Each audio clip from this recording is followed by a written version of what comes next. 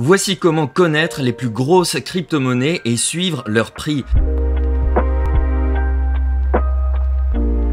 Vous devez vous rendre sur le site qui s'appelle CoinMarketCap. Il y a aussi une application. Et en arrivant sur ce site-là, vous allez pouvoir voir en fait différentes crypto-monnaies, comme ici, et il y en a des milliers. Si on reste dans le top 1 ici, on peut voir par exemple que la toute première crypto-monnaie est le Bitcoin, la deuxième l'Ethereum et la troisième l'USDT.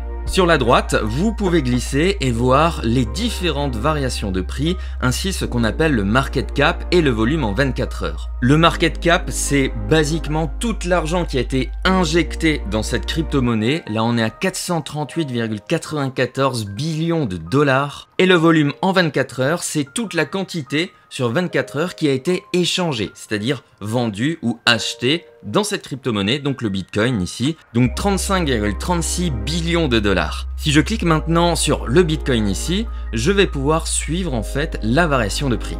Donc là, je peux voir le prix actuel. On a marqué low, donc le prix le plus bas sur 24 heures, et high, le prix le plus haut sur 24 heures. Et si je descends, je vais pouvoir voir une courbe ici. Cette courbe se lit hyper simplement.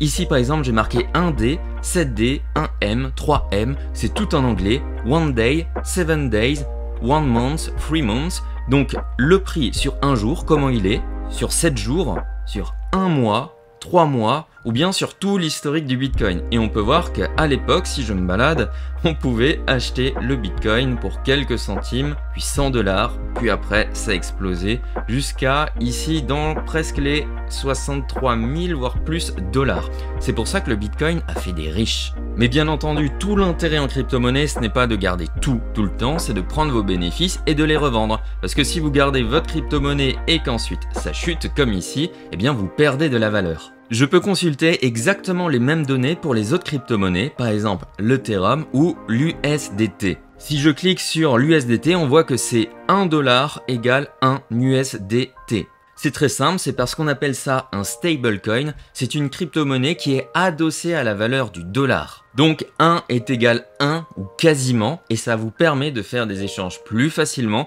et d'optimiser aussi vos impôts par la suite. Mais ça, on verra tout ça dans une autre vidéo. Si maintenant vous voulez suivre certaines crypto-monnaies et avoir des alarmes, vous pouvez vous inscrire sur CoinMarketCap et sur la gauche, vous voyez, il y a des petites étoiles, vous pouvez les marquer en favoris et comme ça, vous recevrez automatiquement des alertes en fonction de vos critères et vous créez votre propre tableau de bord pour suivre les crypto-monnaies qui vous intéressent. J'espère que cette vidéo vous a plu. Ciao!